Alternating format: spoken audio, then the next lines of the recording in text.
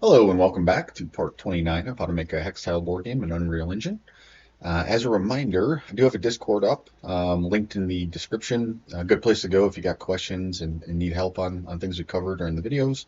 And to stay up to date on the board game I'm making, or board game, style game, Conquest of Kings. So feel free to join. Would love to have you.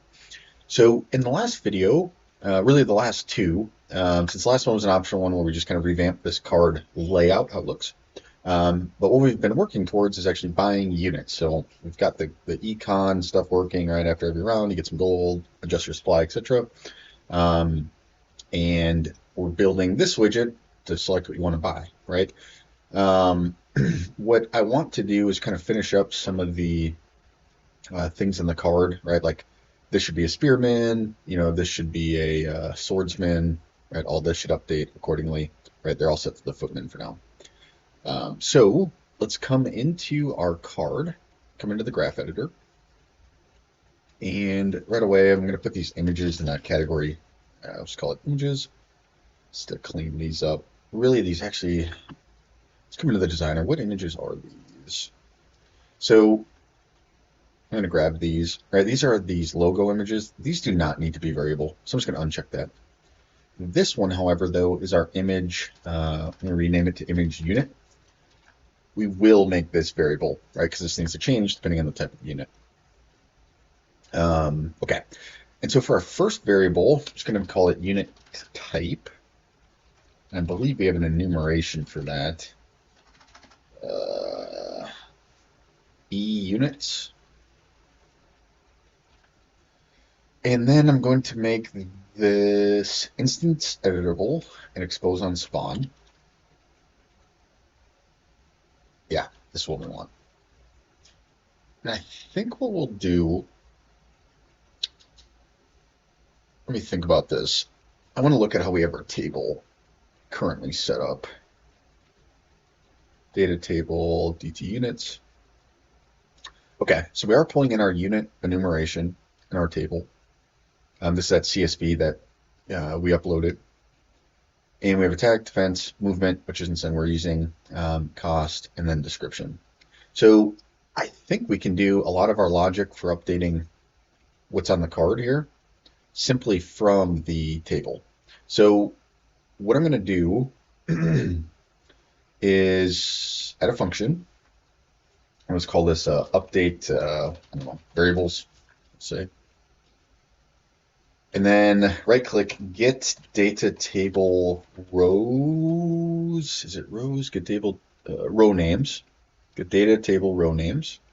And this will be from our DT units. And then holding F, left click for each loop, connect this. And then we're going to do get data table, I think it's, yeah, get data table row. And connect this to the row name and then DT units. Okay. And then we come off this break. And actually, one more thing I want to do.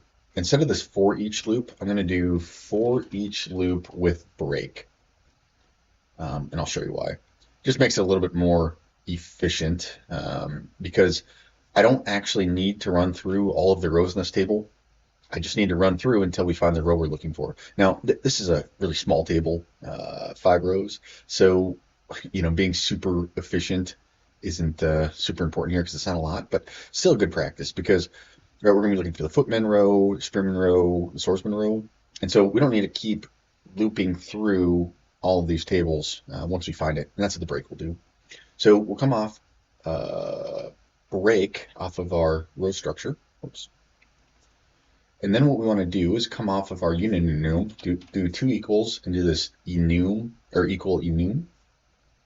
And then for the check, we're going to plug in the variable we just created.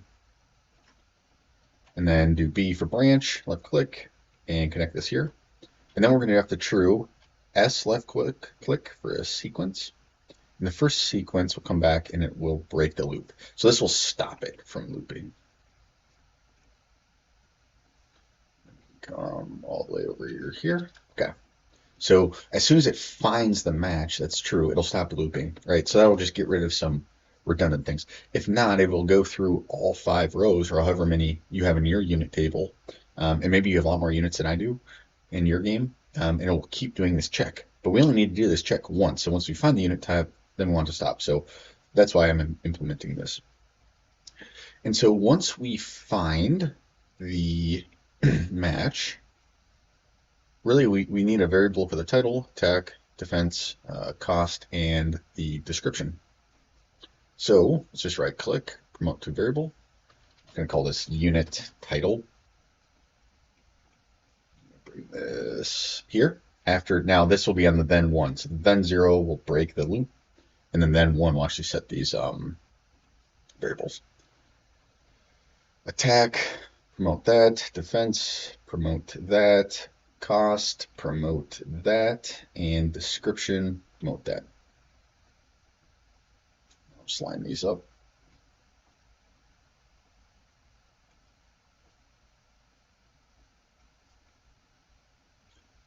Bring these over. Then just clean this up a little bit.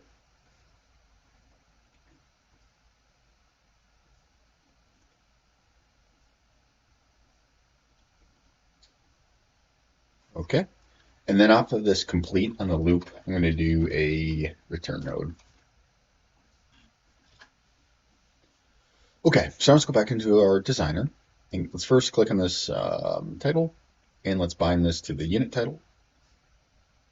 And then we'll bind, this is our attack, this is our defense, and our cost, and then this will be our description. Last piece we're missing is the image. And I think I'm going to do another function. I was going to call this update image. And let's flip back to our event graph. And off of this construct, let's pull in our update variables.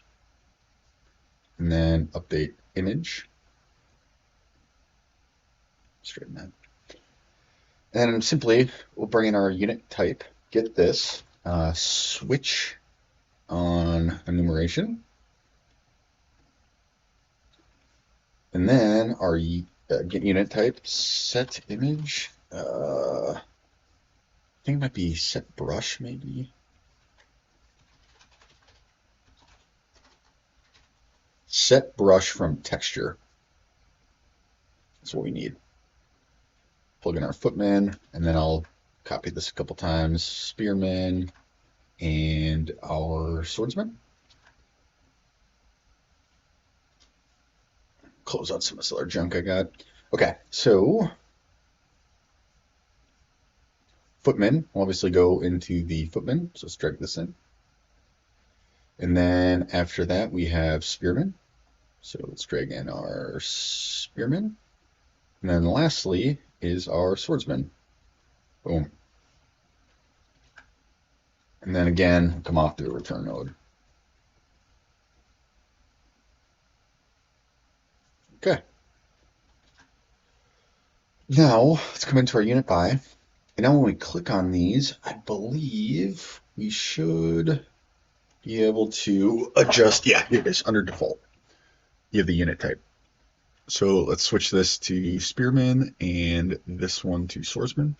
Compile and save.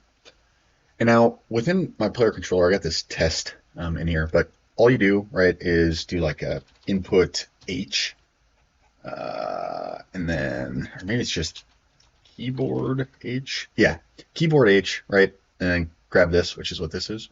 So all I'm doing is when I press H, I create a widget, which is this unit buy menu, and then add to the viewport. It's just for testing, right? So when we fire this up, I press H, right? Now we can see, which this looks to be really good. Well, really good might be a stretch, but everything is updating as it should. The first thing that catches my eye, though, is the description needs to be padded a little bit more on the top. Now, bring that down a little bit. But I think by and large, this looks pretty good. Title, you know, like the P kind of comes down a little bit, the D gets really close, but I think it's fine.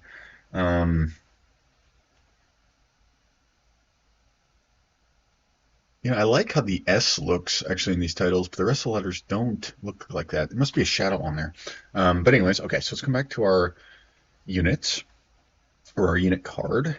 And I'm just going to bump this down maybe to 5. We'll see what that looks like.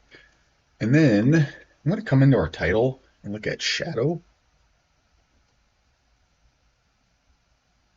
You know, and honestly, I haven't played around with shadow a whole lot. But I think it could look really good. Yeah, so you can choose if you want kind of left or right side, and then definitely on the bottom. I don't know. Let's see how this looks.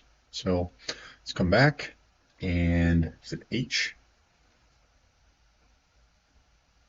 Yeah, so the description better. I think I'm gonna bring it down even a little bit more, maybe a little bit more padding on the left.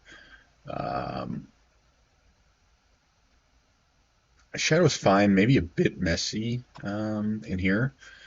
So I think what we can do is bring down the opacity of it just a little bit, and then maybe negative 0.75 and 0.75.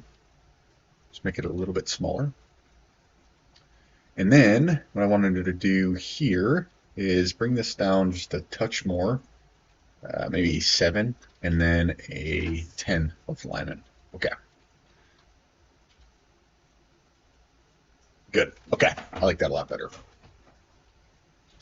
So now what we need to build out, actually, let's do this close now, since we're here.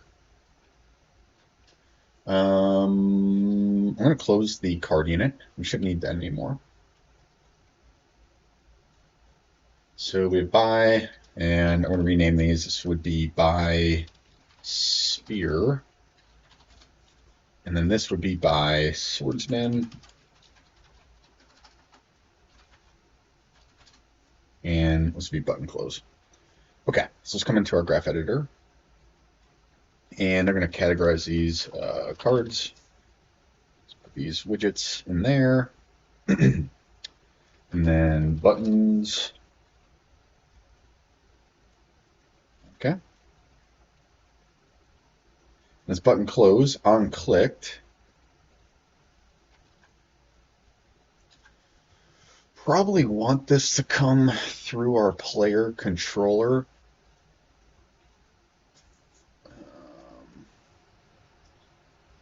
So I'm going to create a custom event.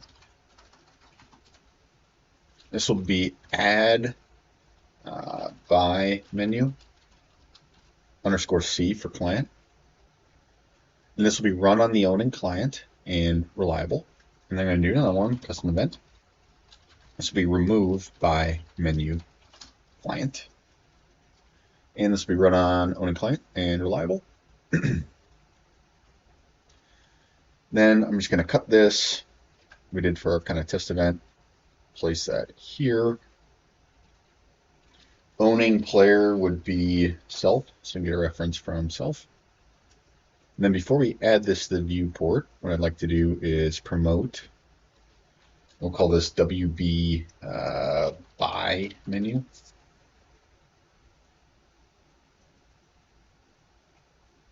And we'll bring this up into our references.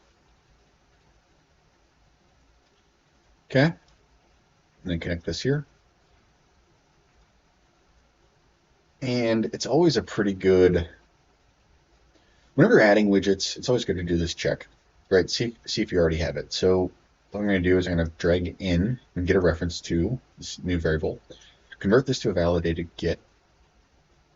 So if this is already valid, i.e. it already exists, what we will do is just remove it. Remove from parent, and then continue on. If it's not valid, then we just skip that. So this just ensures there's no duplicate widgets up at the same time. Good. And then for removing it, I'm actually just going to copy, paste this down here. If it's valid, remove it. And then the other thing we'll do is, not get, let's set this widget to null. So then I'll get rid of the reference. I'm just going to straighten all this. Okay. And then this H, we want to keep this for testing, add by menu C. That'll be good. Now, when we come back into our buy menu, let's get owner, or get owning player, cast to PC turn-based, and then remove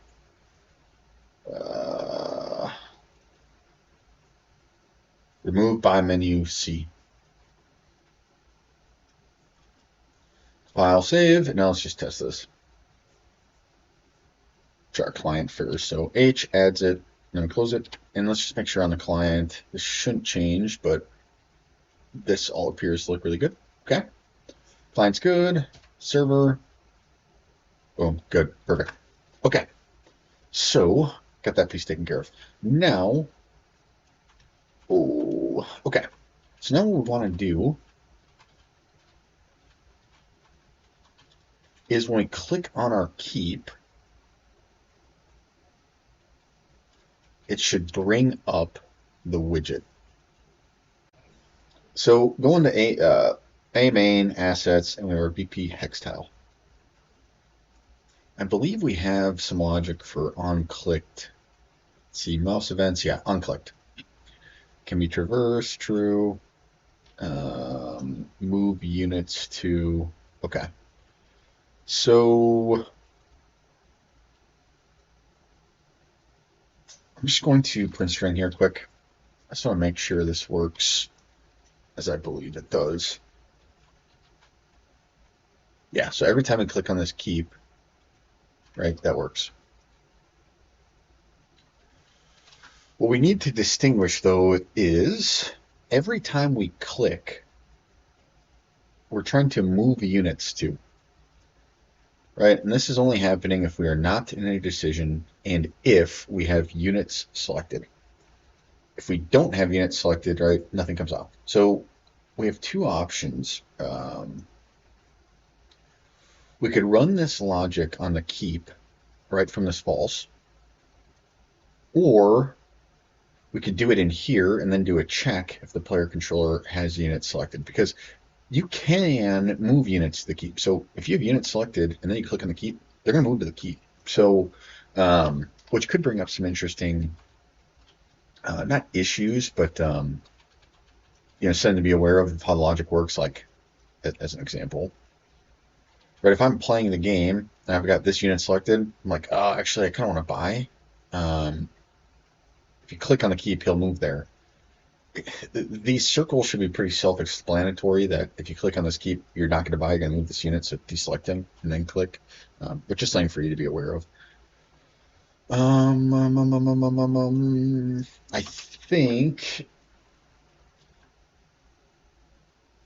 don't think doing it in here is the worst thing in the world.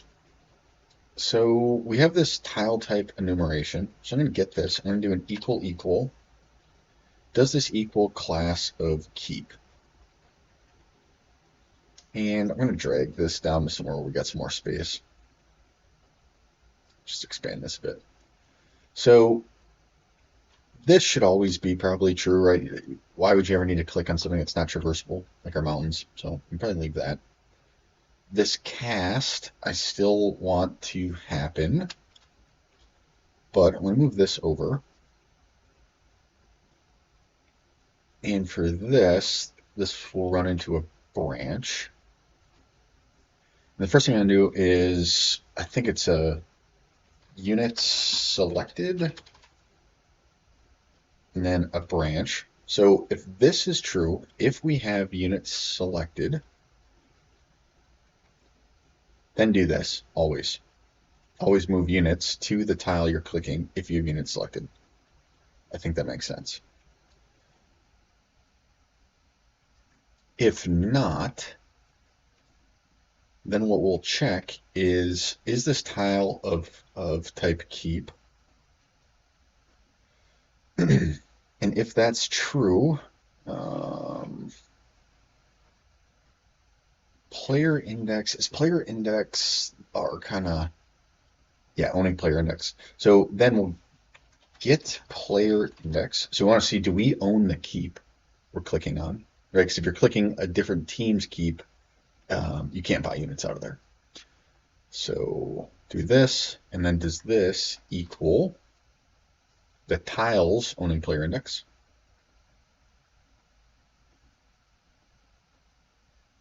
I reroute this,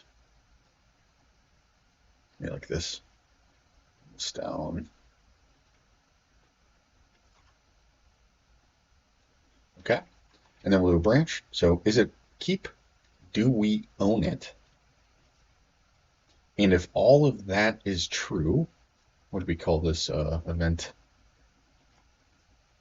Add by menu C. So if all this is true, add by menu C.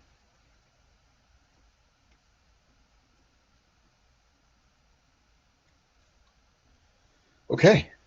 Let's just look down this. Can this be traversed? If true, we cast to the player controller that's clicking on it.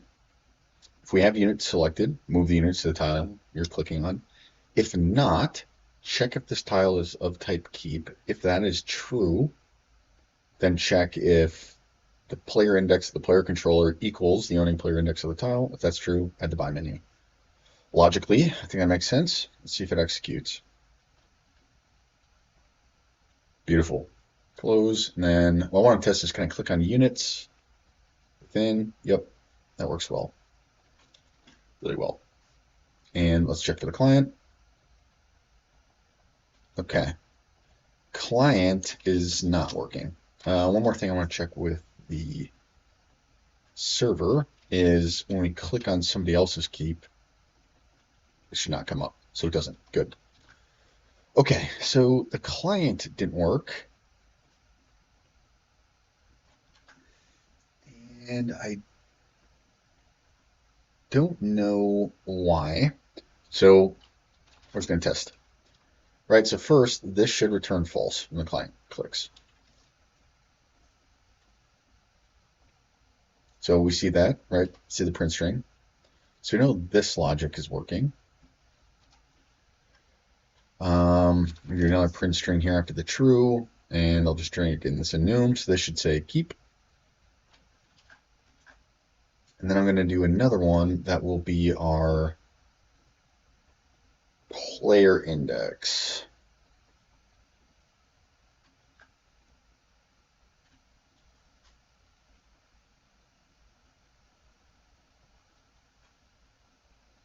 Okay, interesting. So none of these are running, which means this false. So come out this false. Again, we'll grab our tile type, and I'm going to make this of color red.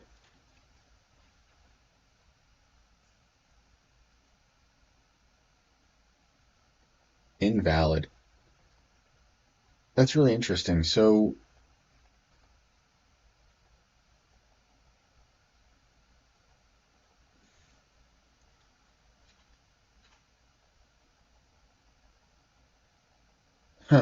yeah, so all of these tiles on the client side, and I suppose, okay, this isn't replicated, so let's replicate this tile type. This is within the BP HexTile. Tile type should be replicated. I think, and this is set on spawn. Hopefully the replication takes care of this. If not, we'll have to build out some logic. Okay, beautiful. There we go. So now this is working. So make sure you have that replicated. The server spawns the tiles, and it's setting that variable, but since it wasn't replicated, it wasn't going to the client. So I guess that makes sense. I'm just surprised we haven't run into issues from that before. Random, random, random. Cool.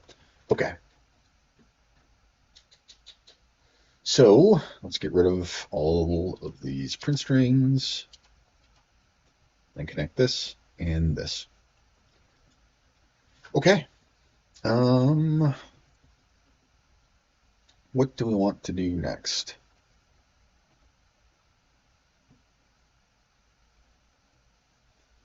So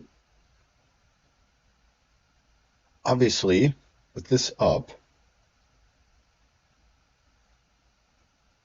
it's one of the things I hate kind of off the bat here. You click this, right? You can no longer see because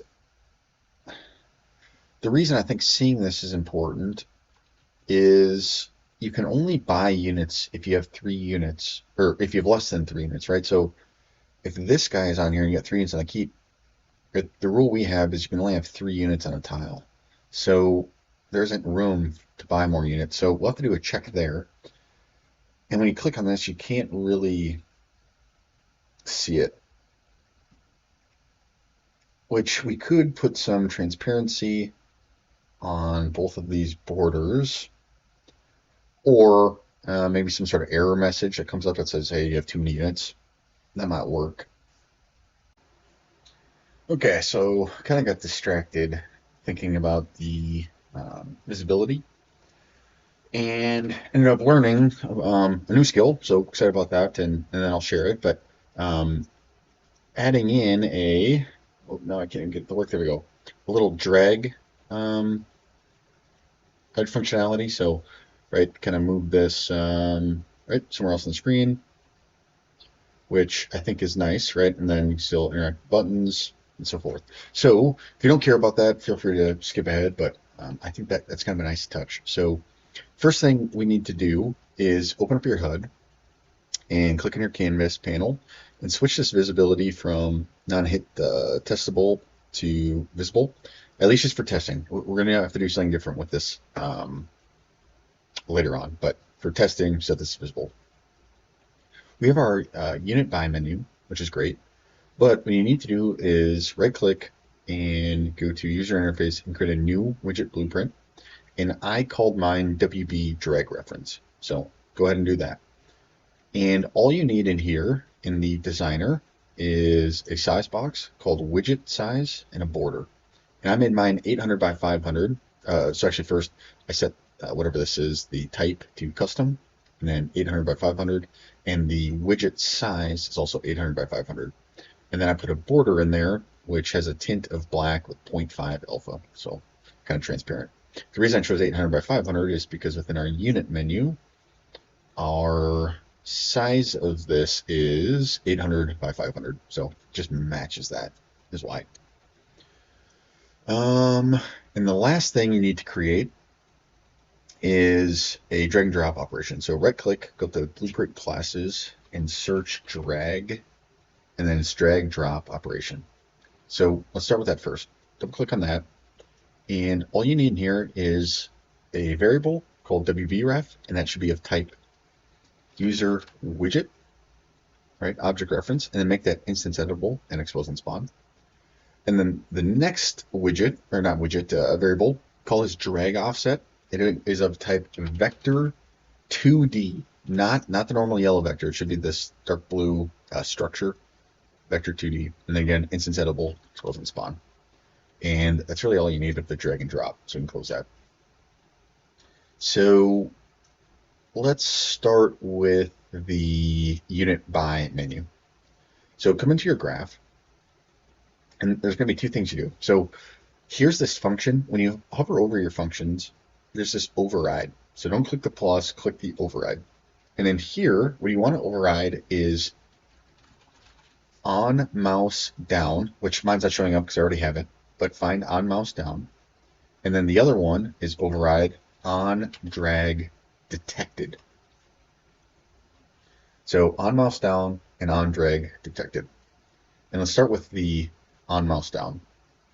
So this comes with 2 structures, my geometry and my mouse event.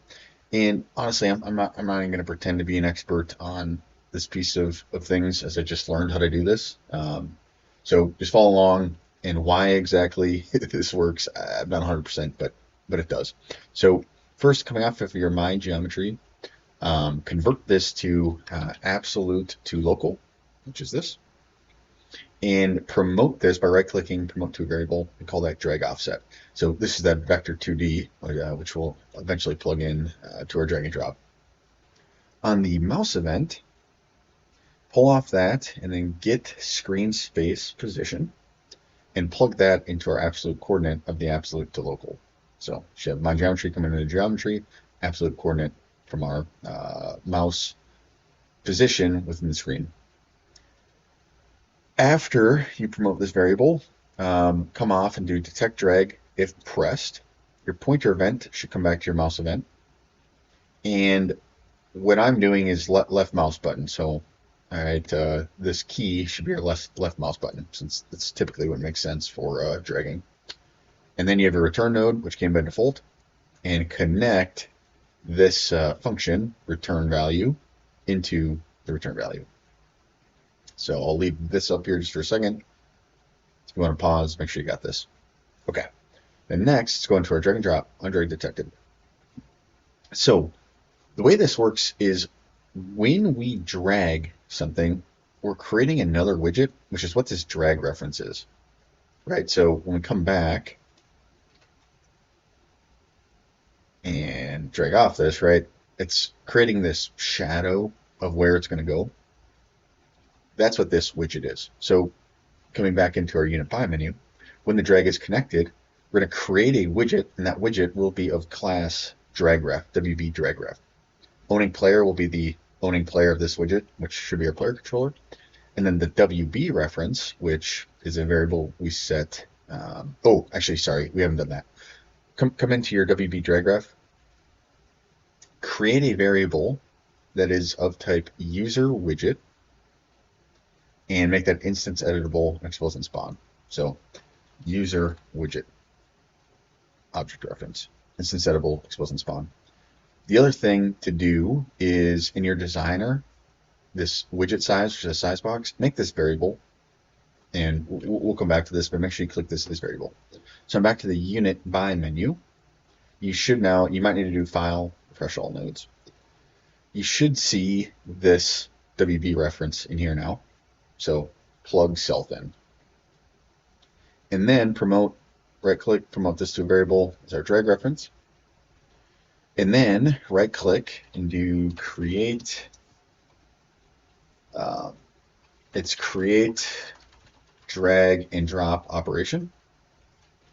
And this will be of class to the one we just made, VP widget drag drop. And this should come with these two variables we set, the WB ref and the drag offset. So you can skip tag and skip payload. This visual, which is the widget we created, and the reference to it, the variable reference to it, that should go into the default drag visual. The WB ref should be self, and then drag offset into drag offset. And then plug this into the return node that came with it, connecting the return value of the drag and drop operation into this return node. Okay, now let's go into our drag and drop reference and into the event graph. So off of this event construct, grab our WB reference, cast to, whoops, I didn't want to get our WB hard unit. We should cast to unit by menu. And then coming off of this, get desired size. And this by default will come like this as a structure. Right click, split it. And then off of our widget size, which is that size box right here, drag off this and then do get set height override, set width override. And then plug the Y into the height and the X into the width. So this just sets the size of this. We're doing this here anyways, but what you could do is you could actually use this for other widgets. And then you can set the size more dynamically. So if you have a smaller widget, it'll be smaller, so on. Boom, boom. Okay, last thing we have to do is in our hood. And the reason we have to do this is because when I pull this up, right, we're dragging, so this is its own widget, and it's really in front of our hood. And so when I drag off this, right, we don't, my mouse isn't actually with our this widget anymore. It's actually on the HUD. And so we have to set the HUD to visible so it detects the mouse pointer. And then we have to do a function override within here as well. So under functions override, you're going to do the on drop, which will bring you here. So in this function, drag off my geometry and then absolute to local. We did this before. And then pointer event, drag off that, get screen space position, and plug that into absolute coordinate. I'm just going to kind of condense this a little bit. And then coming off of the operation, drag off that and do cast to, and it'll be our drag and drop that we created, which I call BP widget drag and drop. And we need to get two things off this drag and drop, our WB widget and our drag offset, which are variables within the drag and drop. And the WB reference, you can remove that from parent and then add to viewport and then set position in viewport, all coming off of this WB reference. Now we have this position. So this position is going to come between, really from our mouse position. So what we need to do is coming off the absolute to local, drag off this and do a minus or subtract and make sure this is at the top. And then this drag offset will be at the bottom, like so. And then bring this into the position for the set position viewport. And you can uncheck this remove DPI scale. And then lastly, for the return node, just connect that to here and check this to true. So now you should be able to do this. Now, this comes with some current problems. I can no longer interact with anything. The reason for this is the HUD is blocking our mouse. So what we need to do is toggle this visibility to being visible when we want it to be and not visible when we don't. So the way I'm going to do this is via function. So I'm in my HUD. I'm just going to do a toggle viz. Now, gosh, viz, this is technically visibility, but not in the normal sense. So I'm going to do toggle mouse interaction maybe. And I'm going to add in an input, which is Boolean, turn on, question mark. And then a branch. And connect this to here. So if this is true, let's get self. Oops, not normalize self. Get reference. Come on. Get reference to self. There we go. And then set visibility. So if true, set it to visible. And if false, set this to non-hit testable self only. We'll come back into the designer and on our canvas panel, set this back to its default, which you can just hit this little arrow, which is not hit testable self only. File save. So now what we need to do is toggle this when we are dragging. So let's come back into our unit by menu. And then on this drag connected, we're getting our owning player here. So I think this is where we can run the logic. So let's come into our PC turn-based. And we should have a reference to our HUD, which we do. So let's first actually just kind of clean this up. C, add and remove by menu.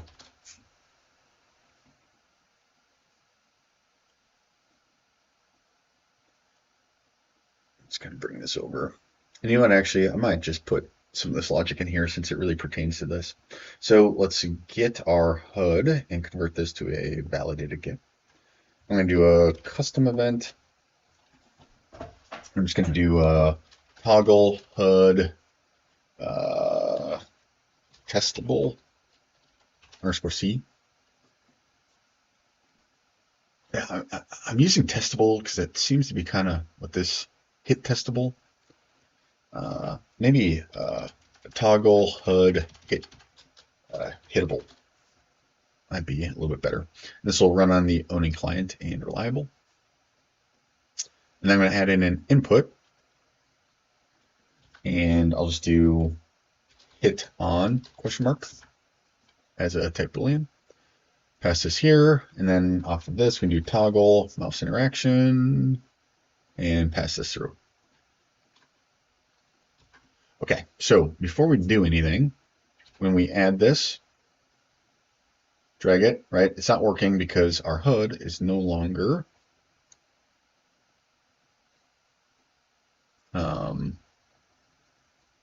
I don't know why this sets in some weird.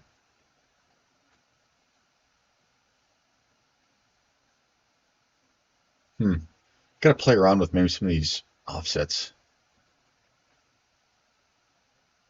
I'll come back to that. Like just where the payload spawns, I think we got to kind of. Yeah, it kind of spawns in the same place. So I'll check that later. Despite that, right, when we click, right, it's not moving anymore. It's because our HUD isn't visible. So when we come back into our unit buy menu, before we do this, I'm going to drag this over, and this is in our on drag detected. Cast to PC turn-based. And then toggle hittable to true. Okay.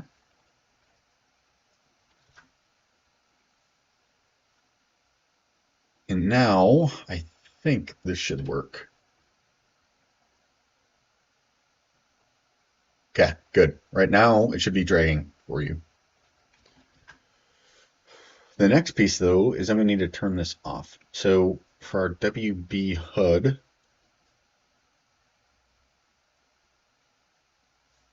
we did this on drop function. So when this is done, prior to this return node, let's get owning player. Actually, I want to check one thing first. Yeah, we already have a reference. So we already have a reference to our PC turn base. So we just grab that and then do toggle HUD hittable and turn it off. Okay. And the other thing I want to do as well, just as a fail safe in our PC turn base, when we remove this widget, drag all this over, even if it's not valid, just anytime we remove it, we are going to run the toggle HUD hittable event and have that as false, just as a fail safe. Okay, let's test this. So right before we do anything, we should be able to select units, move them around, bring this up, close it, select units, move them around, beautiful. Okay, now we do this, and we drag this. Yep, I can still interact with units. If I click this, right, it's removing the old one. Okay, close, bring it back up, good. Now let's just make sure that this all works for the client as well. And here we go, client. Click on the keep.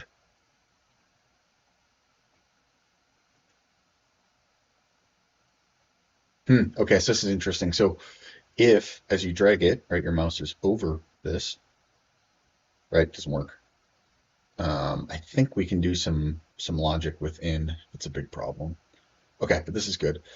What's so weird though is like now this works really well, where I'm clicking and you know the shadows kind of spawning with the mouse. But earlier when we were doing this, it didn't seem to be the case. Yeah, there it's good. There it's good. I don't know, a little buggy. I don't know why, but this is moving around very nicely. Oh, actually, I want to check one more thing on the client. Just make sure that they're right. They can select units, move them around, click on this, close it, move units, do this, and drag this. Select the units, move them around, close. Good. Okay. Very, very good. Okay, so a little off target there, but or not target, but off topic. for what we're initially trying to do, but I think by and large, that's a nice little functionality. Okay, so now I'm gonna close all that stuff. Let's start working on some of our logic. I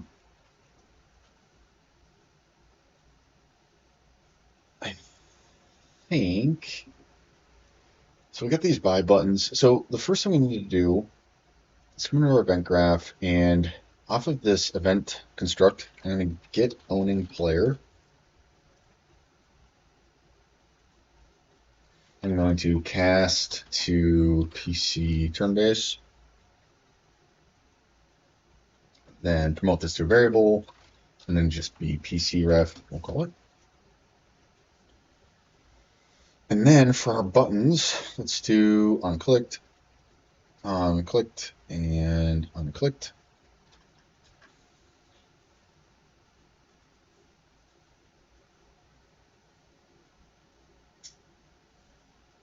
And I think let's get our references and place them under their corresponding buttons. What I want to do is check first the cost. So I think we do get cost. Yep. Okay, so let's do that for all of these.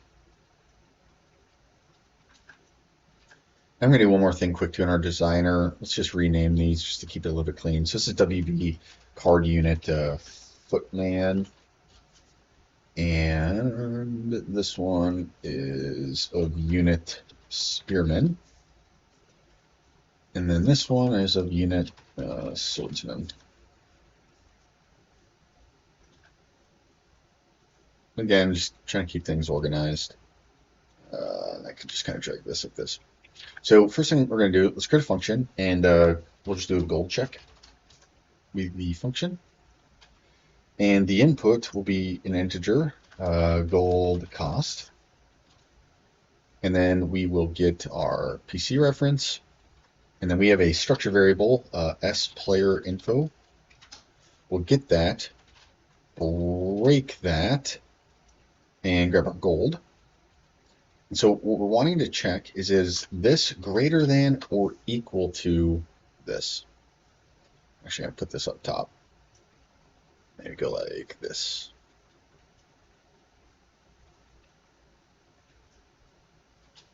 Then a branch.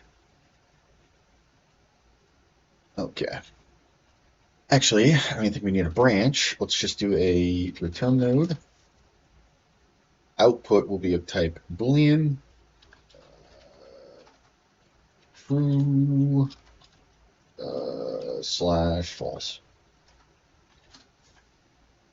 You know what? I'm actually going to do a branch, and the reason why is I think we'll probably want to do like some sort of error menu, and so I'll actually do that logic here, and then that'll only happen on the false. So I'm going to do a function for that now, and we'll program it later. But error message.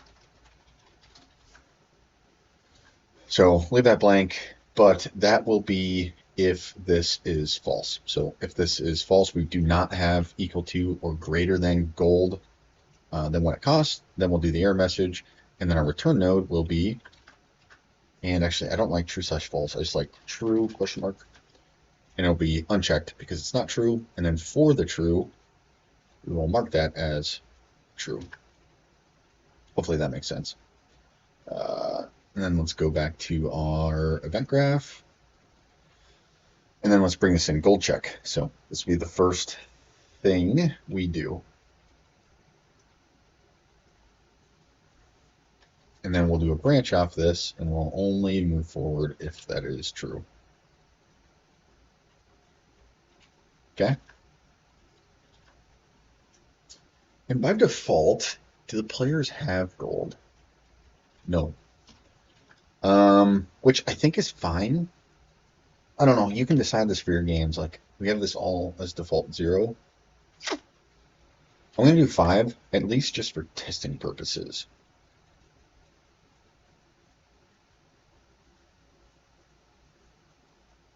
And then we'll play around with that later. So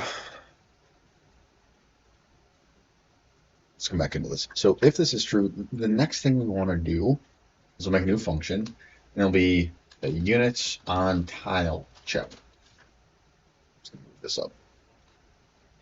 So what this needs to do is it needs to get the tile that the keep is on and check how many units are on that tile, because if we have 3 units on that tile already, you can't build another, or you can't buy another unit and put it on that tile.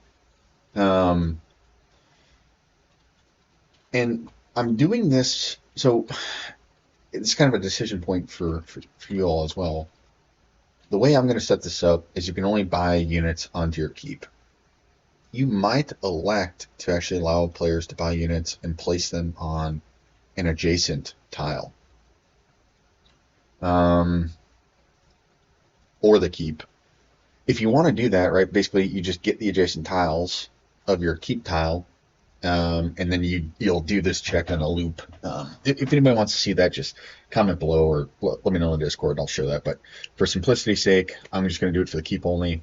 It's also a gameplay mechanic, right? I mean, it does change things too. So calling that out, that's how I'm going to do it, but there are different ways you can do it.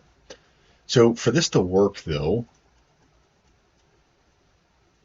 when we add the buy menu, I think we need to get back into our assets or BP HexTile. So we're doing these checks, right? No unit selected. Is this a keep tile? Is it owned by the player clicking on it? If that's true, add this buy menu. See, right? This is good. But really, I think, well, what I for sure need is I need to know which tile we have selected so we can see how many units are on it. And we have the selected tile from already, which we use for our move logic. I think I'm just going to make a new variable. And the reason for that, I think, is just this is separate functionality. So I think it's good to maybe keep these things somewhat separated. Also, we got to clean this up a little bit. I'm going to put this in a category player info. I'm also going to put our player name in there, which I don't even know why we really need this anymore. We might not. Player index as well. I think at some point we need to roll these both into the player info. I'm going to put my turn into here too. Well, actually, I'm going to actually put my turn under a... first off, my turn should be set to replicated. Surprised that we're not using this logic yet, but obviously this will be a huge piece of our logic later on. I'm going to put this into a category called conditions. My turn, I'm going to put is decision. I'm going to put that in there. I think this is supposed to be indecision, actually. Indecision. Routing, I'm going to put into these conditions as well. This battle preview widget, I'm going to put this under references. I'm going to rename this to WB, battle preview. We got a lot of widgets. I'll rename all of these. Battle begin, WB, WB, and WB. I know this is tedious, probably not fun to watch, but if you're not keeping, especially your big blueprints, like your player controller, your game mode, your characters, somewhat organized, like you keep adding to them, and then things just really get out of hand. And it becomes really hard to organize them because you have so much stuff to scroll through. So this was starting to get borderline, so it's a good time to kind of clean this up. Selected units, tile 2. Okay, this is good enough for now. Okay, so selected tile from, I'm going to Control D duplicate this. I'm just going to do selected keep. And we do want this to be replicated. And so before this add buy menu, I'm going to do a custom event. Let's see, let's call this clicked on keep. And actually with an _S for server. So this is important. Make sure you have this replicated run on server and reliable. And then what I want to pass through as an input will be of type HexTile, BP HexTile object reference. And this will be just called click to keep. And let's give that a good old compile. And then bring in our selected keep. Actually, I'm going to call this selected, or maybe tile underscore selected keep. And this is replicated. So we'll click on that. And then off of this, we'll do add by menu C. Okay, send back to our BP hex tile. Instead of the add by menu C, I'm going to do the clicked on keep S, pass this through, and then for click keep, get reference to self, keep clicking the wrong one, get reference to self. Okay, let's make sure this works.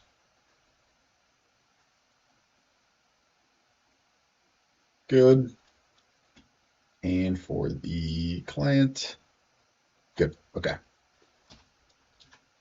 So the reason we did this is because back into our WB unit buy menu, we need to make sure that there's not too many units on the tile to buy more units. So again, we'll grab our PC reference, keep, what do we call it? Get tile selected keep. And I think we have a variable in here that is units on tile.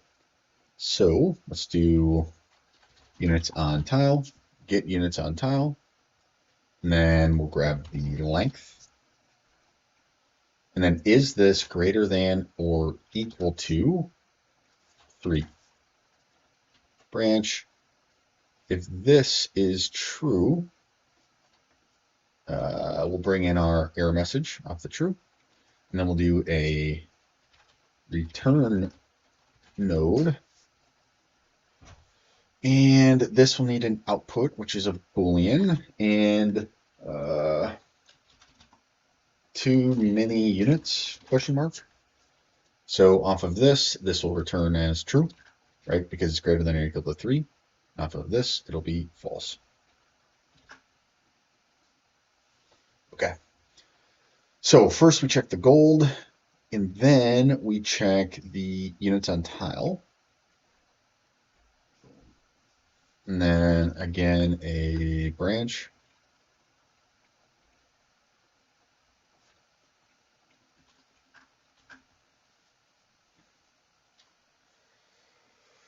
And let's open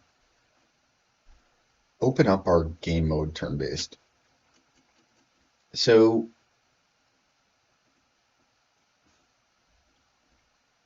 shouldn't need this hex tile anymore. All right, so if the player controller has enough gold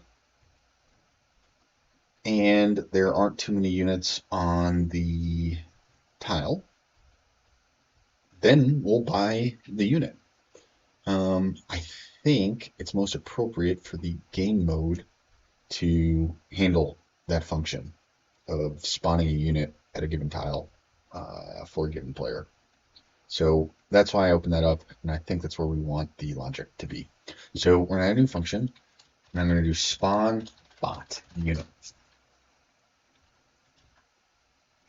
And we will do an input. First will be the BP hex tile. So this is where, so we'll spell spawn tile.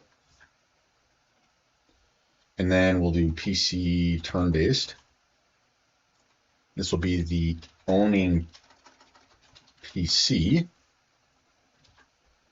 And then lastly, E units. This will be our unit type. Okay, and make sure you compile that. So if all of this is true, buy the unit. I think what we can do is get our PC reference and then get game mode, GM ref, yeah. And I do want to rename this refs. We're going to do a GM ref, or game mode ref. Pile. Okay.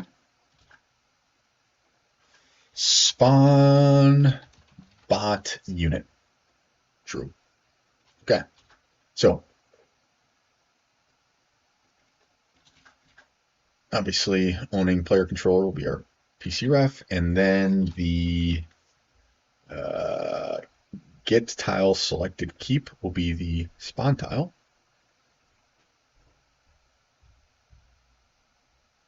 Actually, maybe this gets a little bit cleaner if we go like this.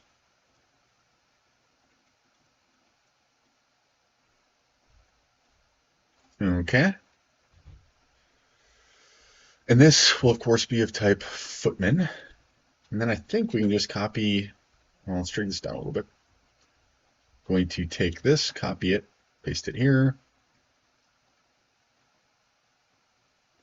Connect this, and then this will obviously be of type spearman. And paste it again. Drag this down a bit. Pass in our cost. And then this will be of type swordsman.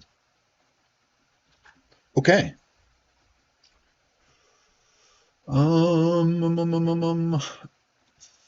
First, so I'm going to add an animation. I'm just going to call this default. I'm going to work on our errors quick. I always do this default because whenever you come into a HUD or a widget and you have an animation, the first animation is already active. So I like to do this default that just does nothing, right? And then I'll add other ones. So we have our canvas panel. I'm going to grab a text. I'm going to put this just under our canvas panel. And I think just put this right in the middle.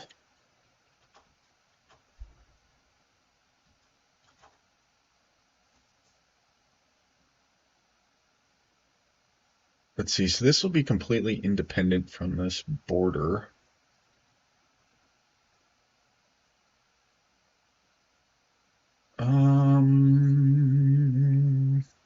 Yeah, we're just gonna put it in the middle and naturally right below it. Justification will center this. And then, I don't know, I'll put this position, 325.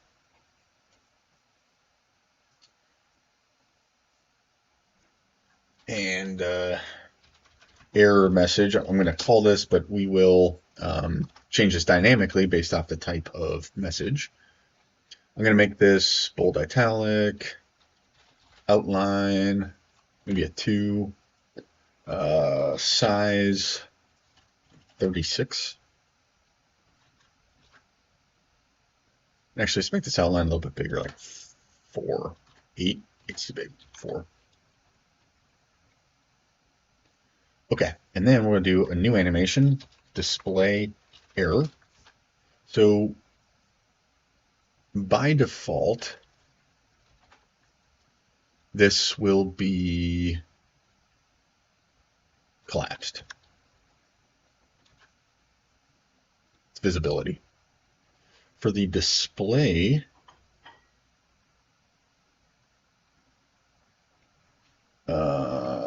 we will add, and actually it's called this text underscore error. We will add text underscore error. And then for visibility, set this to visible and add that as a key. All right, so it will be visible. Whereas for default, this should be collapsed.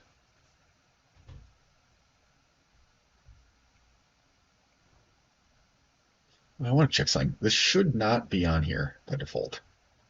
Yeah, it's not. It just shows up in the widget, evidently. Oh, okay. Now it's gone. I probably hadn't compiled. Yeah. Yeah, so this is why I did this, right? Because default, even if I get rid of this, well, I don't know. Yeah, okay. I'm just making sure it's not showing up, even though I can still read it here. Yeah, this is fine. So in the display error, we'll do this, and then I'm also going to key the color. Then I'm going to go 1 second out, and actually I'm going to go 2 seconds out, key this again, and then at 1 second I'm going to make it, I don't know, like red, like this, and key that. So let's just see how this looks.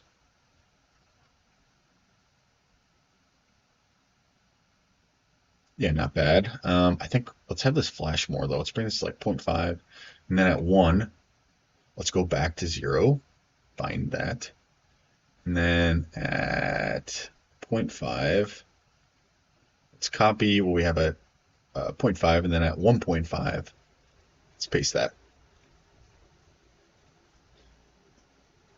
Okay.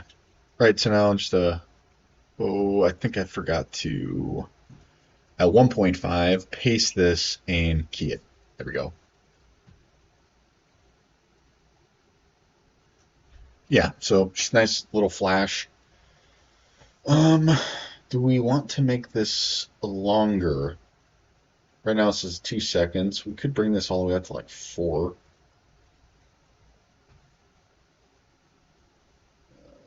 Yeah, let's just do that. So at the 3, the 4, and the 2, we want white. And then at 2.5, red, and 3.5, red. Make sure you're keying it. 4 seconds is probably pretty long, but oh well. Okay, so good. Now let's come back into our graph. And I'm going to make a new variable. And I'm just going to call this error string. And this will be of type string. And by default, this can have nothing. That's fine.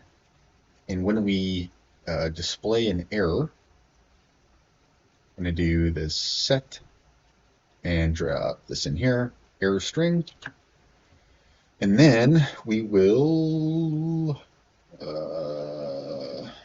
where, oh yeah, animations. You should have a default category. Display error, get play animation. Start time 0, number of loops, we're just going to do once. So this is actually how I should have handled this. We could have just done our default 1 second one. So let's do that actually, because this is probably the right way to do it. Let's bring this back to, I'm going to delete everything up into 1 second, and then bring this all the way, oops. Let's see, Control Z.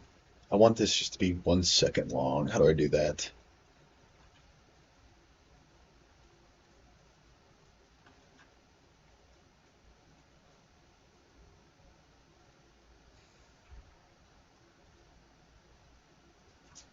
I forget how to control the end time. Okay, there we go. It's this bottom track. When you drag over this, then bring this back to 1. Whoops, I need to play. So now this will only flash once, but then when we come back in our graph, set this number of loops to play to like 3. That'll give us a lot more control and customization. Okay, beautiful. So then in our units on tile check and gold check, and we come right in here, I'm just going to give myself more room, and just say not enough gold, exclamation point, and in all caps. Okay, and then for our units on tile check,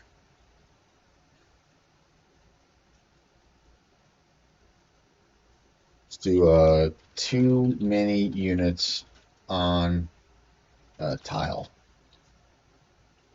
Okay. Okay.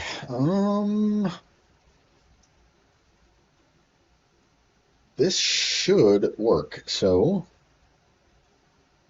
let's try the unit one first. So when I bring this guy on, I'll click on my tile. Ooh, okay, here's what we forgot to do. In our designer, with this, bind this to error string. And so first, I don't have units on, right? We're clicking.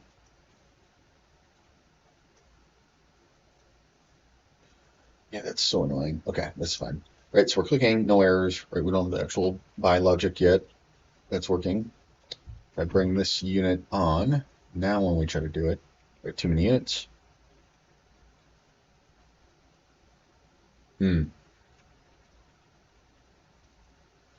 So the error is not going away.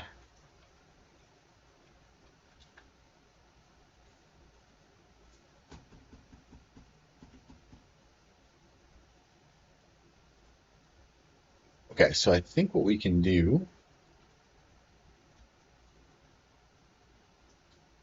is I'm going to take this bottom, just drag it out to 0.15, and at 0.1, or, well, let's see, I don't even want to go out that far, really. Now, what controls the snapping on this? Whatever. Right here at the end, in our display error, well, actually, with our text selected, go to visibility, and then switch this to collapsed, and then key that. Okay, now let's see what this looks like. Let's hear this, and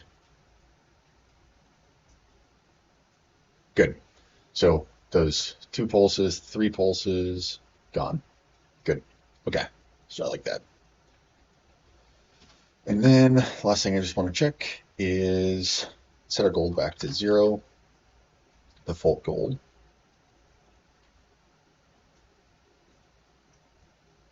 And we'll bring this guy on.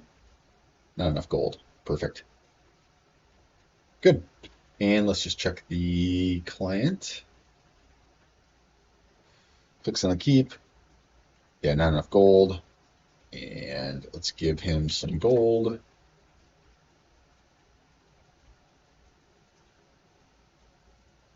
Client.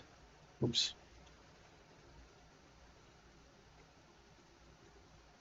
No errors. And then bring this unit in. Click. 2 units. Perfect. Cool. Well, ooh, I did get an error.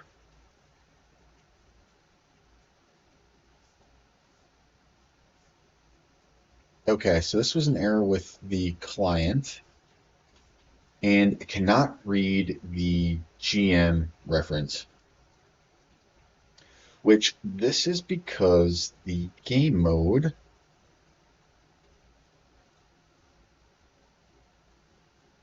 is a server-only blueprint.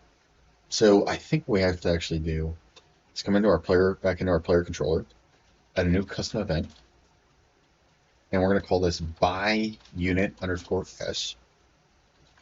Okay, and this will be of type or of replication type server reliable. And then what I want to do is come in here, grab this, copy it, paste it. Spawn tile will come from here. I'll need this. Okay, so the only thing we need to pass here is our unit type enumeration. And let's grab our reference to our game mode ref. And let's just do a convert to a validated get. It's good practice. Pass this through to the target. And then the spawn tile will be this. And owning player controller, we get reference to self. Pass that through.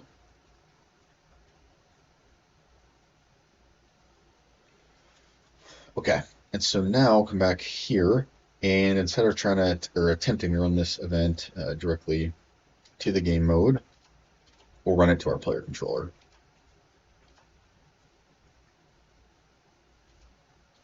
So this would be what I call by unit S. Footman is correct there. Here should be our spearman. And here would be our swordsman. Cool. Okay. And one thing I'm just going to do quick is in here, I'm just going to print string the unit type, our game mode, file save. Let's come back into our client, Click on this, buy. Okay, nothing is print string. Is it print string from here? No. Why?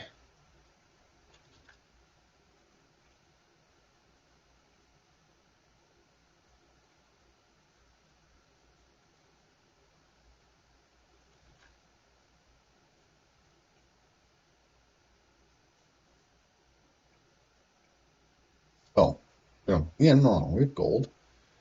So let's print string this first. Call this PC running. And then I'm going to do another print string. Actually, I'll do that here off the non-valid print string. Not valid.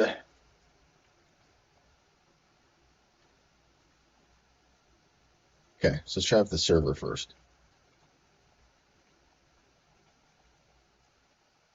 I don't understand.